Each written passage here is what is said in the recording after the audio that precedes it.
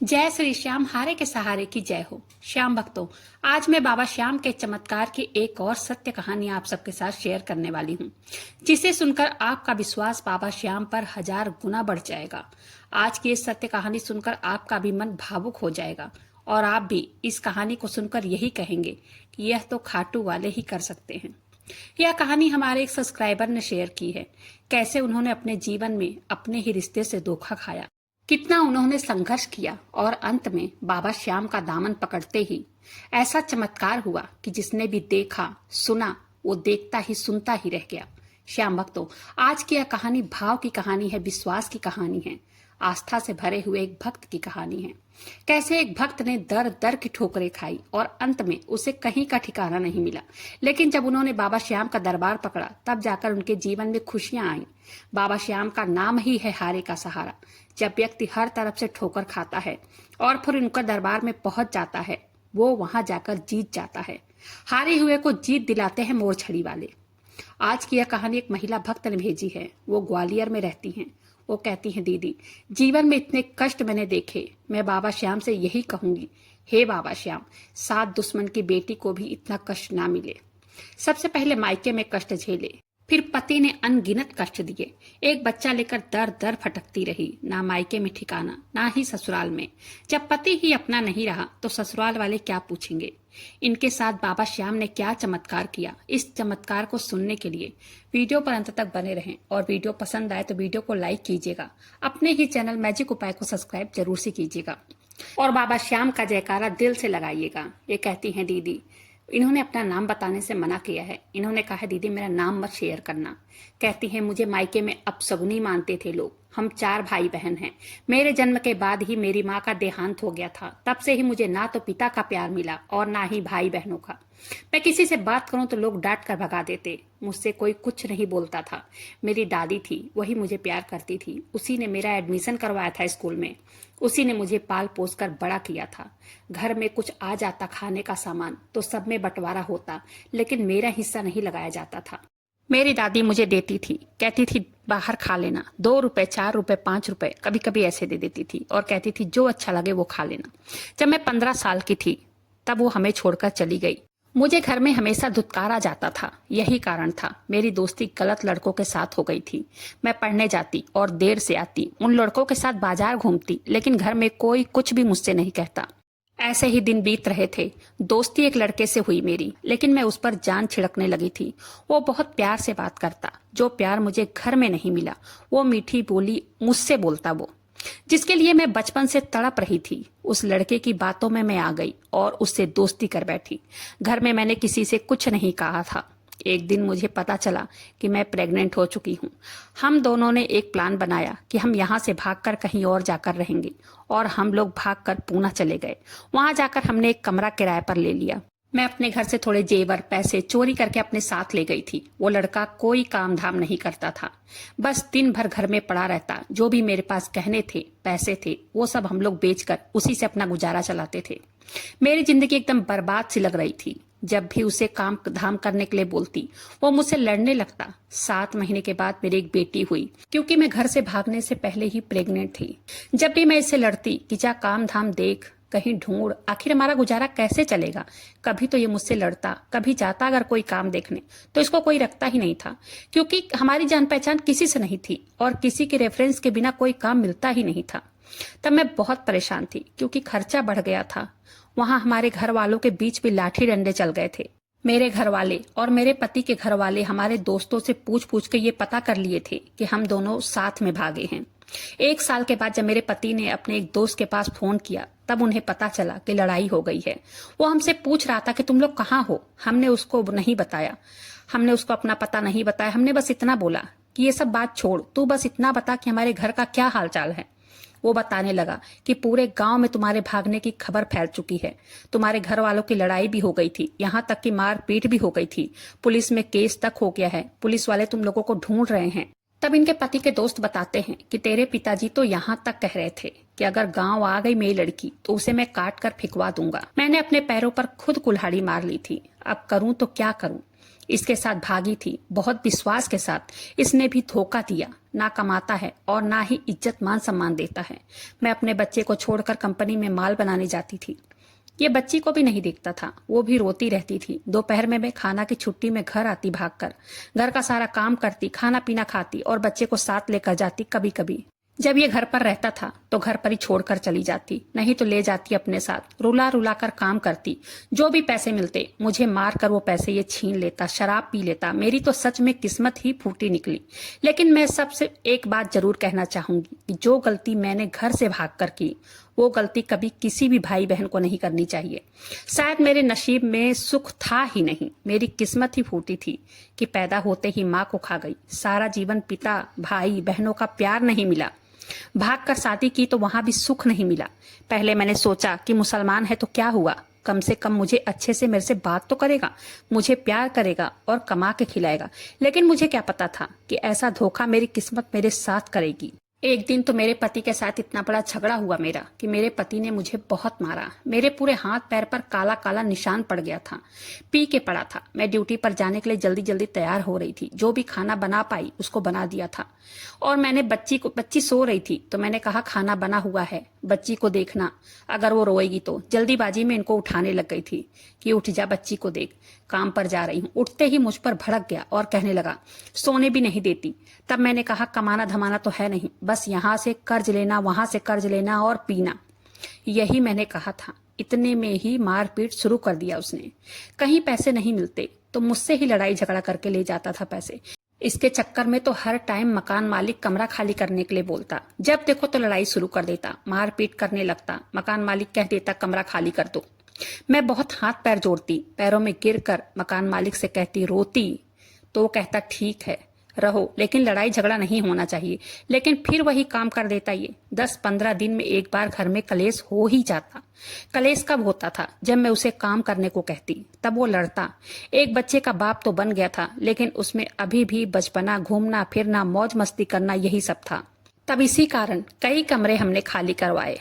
थोड़े बहुत खाने पीने के सामान थे, थोड़े बहुत बर्तन थे मेरे पास, वही मैं ले जाकर दूसरा कमरे में ढूंढ कर रखती। कभी कभी सोचती कैसे कटेगी मेरी जिंदगी। मेरी बच्ची भी एक छोटी थी। तब एक दिन दोपहर के टाइम में मेरी उसकी खूब लड़ाई हुई और मैं चली गई ड्यूटी खाना पीना खाकर। वो मेरी बच्ची को लेकर भाग गया। शाम को मैं घर आई, ना तो ये था और ना ही बच्ची। मैं थोड़ा इंतजार किया, मैंने सोचा कहीं ले गया होगा घुमाने। आस पड़ोस के लोग कहने लगे कि दोपहर 3 बजे ही बच्चे को लेकर वो गया और तब से नहीं आया। मैं बहुत ज्यादा परेशान हो गई। मैंने कई बार इसके फोन पर फोन किया, लेकिन उसका फोन नहीं लग रहा था। मैंने पूरी रात इंतजार किया। सुबह पुलिस थाना गई, उन्होंने भी कहा कि बाप है, कहाँ गया होगा, यहीं कहीं रिश्तेदार के यहाँ गया होगा, थोड़ा इंतजार करो, आ जाएगा। मैं चुपचाप घर आ गई। मैं अपने मन में सोच रही थी कैसा बाप होगा ये मैं ही जानती हूँ और कोई नहीं जान सकता। मन में एक डर था कि कहीं मेरे बच्चे को किसी गलत हाथों में ना दे दिए। इसको पीने की आदत थी, ये कहीं ले जाकर पी लेगा और बेहोश हो जाएगा। मेरी बच्ची का क्या होगा, यही सब सोच सोचकर घुट रही थी। फिर से दूसरे दिन मैं पुलिस वालों के पास गई और उन्होंने मेरी रिपोर्ट लिखी। फिर ये कहती हैं मैं बहुत भटकी, रोज पुलिस वालों के पास जाती, वो लोग भी ढूंढ रहे थे, लेकिन उसका कहीं पता नहीं चल रहा था। मैं पागल सी हो गई थी। मेरा मन कहीं नहीं लगता था, ना ही काम करने जाती, ना ही खाना बना के खाती। 1 हफ्ता बीत गया था, लेकिन मेरी बच्ची का कहीं कुछ पता नहीं चल रहा था। तब वहीं पड़ोस की एक आंटी ने कहा कि बाबा श्याम के दरबार में जाओ, वहां से कभी कोई खाली हाथ नहीं लौटता है। तू वहां जा, बाबा श्याम के सामने रो, वहीं दुआ कर, तेरी बेटी को वही दिलाएंगे। ये बहन कहती हैं मैं तुरंत ही बिना कुछ सोचे समझे 2 कपड़े लेकर निकल पड़ी खाटू धाम के लिए। चालू ट्रेन मैंने पकड़ लिया था और मैं पहुंच गई खाटू धाम। वहां जाकर मैंने बाबा श्याम के दर्शन करने के लिए पूछ पूछ कर उनके दरबार पहुंच गई। वहां जाकर मैं पुलिस वालों को के टच में रहती, हमेशा पुलिस वालों को फोन करके पूछती रहती कि मेरी बच्ची मिली कि नहीं मिली। मुझे उस लड़के की परवाह नहीं थी, वो तो निकम्मा है, मैं तो खाली अपनी बच्ची की चिंता कर रही थी। वो धोखेबाज है। बाबा श्याम के सामने मैं खूब रोई, लेकिन वहां रुकने नहीं देते, वहां से जल्दी जल्दी लाइनों को आगे बढ़ा देते हैं। मैं बाबा श्याम को सिर्फ कुछ सेकंड के लिए देख पाई। मन में बहुत दुख था, कुछ बोल नहीं पा रही थी। लाइन से बाहर आई, कहीं मन नहीं लग रहा था, भटक रही थी। वहीं तोरण द्वार के पास आकर बैठकर खूब रो रही थी। मेरे पास ना ही पैसा था कि मैं होटल ले लूं। मैं फ्री का धर्मशाला भी नहीं मुझे पता था कि वहां फ्री का धर्मशाला है कहाँ। तोरण द्वार के पास बैठकर खूब रो रही थी। तभी एक बुजुर्ग व्यक्ति आए और वो किसी ऊंचे पोस्ट पर थे। वो पूछने लगे कि बेटा क्यों रो रही हो इतना। तब मैंने उनसे सब कुछ बताया। उन्होंने पुलिस वालों का नंबर लिया मुझसे और पुलिस वालों से बात की। यही होता है, बाबा श्याम किसी न किसी को सहारा बनाकर भेज देते हैं। फोन करने के बाद से ही मेरी बेटी को ढूंढने के लिए पुलिस वाले जोर लगा दिए। मेरे पति का मोबाइल ट्रेस करने लगे। उन्होंने मुझे अपना कार्ड दिया अंकल ने और कहा बेटी जब तेरी बच्ची मिल जाएगी तो इस कार्ड पर फोन करना। मुझसे जितनी मदद हो पाएगी मैं तेरी पूरी मदद करूंगा। वो इतना कहकर मुझे 5,000 रुपए भी दिए और चले गए वहां से। मैं भी बाबा श्याम के सामने कसम खाई थी कि मेरी बच्ची का जब तक पता नहीं चल जाएगा मैं यहीं रहूंगी, यहाँ से कहीं नहीं जाऊंगी। पूरी रात तोरण द्वार पर बैठकर रोती रही और दूसरे दिन सुबह पुलिस वालों का फोन आया। वो कहने लगे तेरी बच्ची मिल गई है, तेरे पति को भी हमने पकड़ लिया है। मैंने बाबा श्याम के सामने हाथ जोड़े, उनका धन्यवाद किया और उल्टे पैर भागी और अपनी बच्ची को देखकर जैसे मेरे जान में जान आ गई। उसको जेल में रखा था। मैं अपनी बच्ची को लेकर अपने घर आ गई। मैं उसकी शक्ल भी नहीं देखना चाहती थी। पुलिस वालों ने कुछ देर के बाद उसको छोड़ दिया। थोड़ा सा उसको मारा पीटा था, धमकाया था और छोड़ दिया। वो घर पर आकर मुझे परेशान करता, मारता पीटता, गाली गलौज, वही सारी बातें। जब मैं काम पर जाती तो वहां भी पहुंच जाता। वहां पर भी जाकर मुझसे लड़ाई झगड़े करता। मेरा मालिक तो इतना तक कह दिया कि अपनी लड़ाई अपने घर में सुलझाओ, यहाँ पर नहीं आना चाहिए तेरा पति। मेरी जिंदगी तो एकदम खराब हो गई थी। तब मुझे समझ में नहीं आ रहा था कि मैं करूं तो क्या करूं। एक दिन रात में अचानक मुझे ध्यान आया कि अंकल ने कार्ड दिया था और मैं तुरंत गई, पर्स से वो कार्ड निकाली। उसी नंबर पर मैंने फोन किया। मैंने उनसे बताया कि अंकल यहाँ पे सब कुछ वैसा है, ना मुझे कहीं काम मिल रहा है ना कुछ। जहाँ मैं काम कर रही थी उन्होंने भी कहा कि यहाँ पर मत आना काम करने, क्योंकि मेरा पति इतना निकम्मा है कि हमेशा पहुंच जाता है वहां लड़ाई करने। वो अंकल कहने लगे कि तू ग्वालियर आ जा, यहाँ पर काम मैं तुझे दिला दूंगा, तू काम करना और यहीं कमरा लेकर अपने बच्चे के साथ रहना। तब मैं ग्वालियर अपनी बच्ची को लेकर चली गई। मैंने अपने पति से कुछ भी नहीं बताया। वहां मैं गई। वहां जाकर स्टेशन से उतर उनके एड्रेस पे पूछ पूछ कर मैं पहुंच गई। वहां गई, अंकल मिले। अंकल पूछने लगे कहाँ तक पढ़ी हो। मैंने कहा कि 12वीं की है।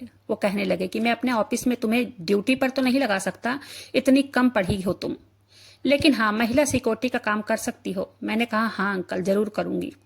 एक छोटा सा कमरा भी अंकल ने दिलाया था। वहीं पर रहकर अपनी बच्ची को संभालते हुए सिक्योरिटी का काम मैं करने लगी। सिक्योरिटी में मुझे 30,000 रुपए अंकल देते थे। 1 साल वहां मैंने काम किया। अंकल ने मेरा बहुत सपोर्ट किया है। बाबा श्याम ने मुझे एक सहारा दिला दिया था। जब भी अंकल खाटू धाम जाते थे मुझे भी अपने साथ ले जाते थे। अपने साथ वो मुझे जरूर ले जाते, अपनी बेटी मानते थे। उनके 2 बेटे थे, वो भी विदेश में रहते थे। आंटी भी बहुत अच्छी थी। वो भी हमारे साथ खाटू धाम जाती तो मेरी बेटी को बहुत संभाल रही थी। वो कहती कि मेरी कोई बेटी नहीं है, तू हमारी बेटी के समान है। मेरी झोली बाबा श्याम ने भर दी थी। मुझे एक माता पिता दे दिया था। बाबा श्याम का धन्यवाद करने हमेशा खाटू धाम जाती हूँ मैं। वो अंकल ने अब मेरी एक बुटीक की दुकान खुलवा दिया है। मैं बुटीक की दुकान चलाती हूँ। पूरी इस दुकान का सामान से भर दिया है मैंने। चूड़ी, बिंदी, लिपस्टिक, मतलब हर सामान। कुछ पैसे मैंने इकट्ठा किए और 3 लाख रुपए अंकल ने दिए। मेरी दुकान बहुत अच्छे से चल रही है। आंटी भी कह रही थी बेटा शादी कर ले, एक बच्ची है तेरे पास। मैंने उन्हें मना कर दिया। मैंने कहा आंटी मेरे जीवन में सुख नहीं है, मैं बस अपनी बच्ची के साथ जीऊंगी, क्योंकि अगर मेरे जीवन में सुख होता तो वो ही अच्छा पति बनकर दिखाता। अब तो मेरे लिए मेरी बेटी है और उसके लिए मैं हूँ। हमारा सहारा बाबा श्याम है। आगे देखी जाएगी, जो भी बाबा श्याम की मर्जी होगी, जो वो करवाएंगे, जो उनकी मर्जी होगी वही करेंगे। उनके आगे मेरी कहाँ चलेगी। जो उनको मंजूर होगा वो होगा मेरे साथ। लेकिन फिलहाल के लिए मैं शादी नहीं करूंगी। मेरी बच्ची 4 साल इसी दिसंबर में हो जाएगी, 5वें साल में लग जाएगी। आज मैं अपने बुटीक से अच्छे पैसे कमा लेती हूँ। एक हेल्पर भी मैंने रखा है। मेरी बच्ची सारा दिन बुटीक में रहती है। मैं तो सबसे यही कहूंगी कि मैं जो गलती करके निकली हूँ, जो गलती मैंने किया है, वो गलती कोई भाई बहन ना करे। अगर बाबा श्याम मुझे सहारा ना देते, अगर मैं बाबा श्याम का दामन ना पकड़ती तो मैं मर ही गई होती। क्योंकि बीच में मेरे मन में यही होता कि खुद भी कुछ खा लूं और बच्ची को भी कुछ खिला दूं। किस्सा ही खत्म कर देती हूँ। मेरे साथ बहुत धोखा हुआ है। आज बाबा श्याम ने मेरे पास सहारा भेजा था अंकल के रूप में, नहीं तो मैं यही करती। बाबा श्याम सच में बहुत दयालु हैं। आज उन्हीं के दम पर मैं अकेले अपने बच्ची के साथ जी खा रही हूँ। मेरा ना तो मेरे पति से कोई कांटेक्ट है कि वो जी रहा है या मर गया, ना ही मेरे परिवार वालों से, मेरे पिता से, भाई से, बहन से, किसी से कांटेक्ट नहीं है मेरा। जो गलती मैंने की है उस गलती की माफी मैंने बाबा श्याम के सामने मांग ली है। गलती कभी किसी को नहीं करनी चाहिए जो मैंने की। आज मैं पछता रही हूँ। खैर, होना था जो हो गया। अब मैं सुखी हूँ। बाबा श्याम का सहारा है। कमा रही हूँ, खा रही हूँ, अपने बच्चे को पाल रही हूँ। दीदी, मैं आपकी वीडियो रोज देखती हूँ, मुझे बहुत अच्छा लगता है। मेरे बाबा श्याम है ही ऐसे कि उनका जितना बखान करो उतना ही कम है। शब्द कम पड़ जाएंगे लेकिन उनका चमत्कार कभी खत्म नहीं होगा। वो तो कलयुग के राजा हैं। मैं रोज अपने घर में, दुकान में उनकी ज्योत जलाती हूँ, उनका नाम जप करती हूँ। उनकी कृपा से मैं बहुत खुश हूँ। जय श्री श्याम। तो श्याम भक्तों, इस बहन के साथ जो बाबा श्याम ने चमत्कार किया है, वो चमत्कार की सत्य कहानी यहीं पर समाप्त होती है। वीडियो पसंद आए तो वीडियो को लाइक कीजिएगा। अपने ही चैनल मैजिक उपाय को सब्सक्राइब जरूर से कीजिएगा। बाबा श्याम नाम का जयकारा दिल से लगाइएगा। मिलते हैं फिर ऐसी किसी वीडियो के साथ। तब तक के लिए जय श्री श्याम। हारे के सहारे की जय हो।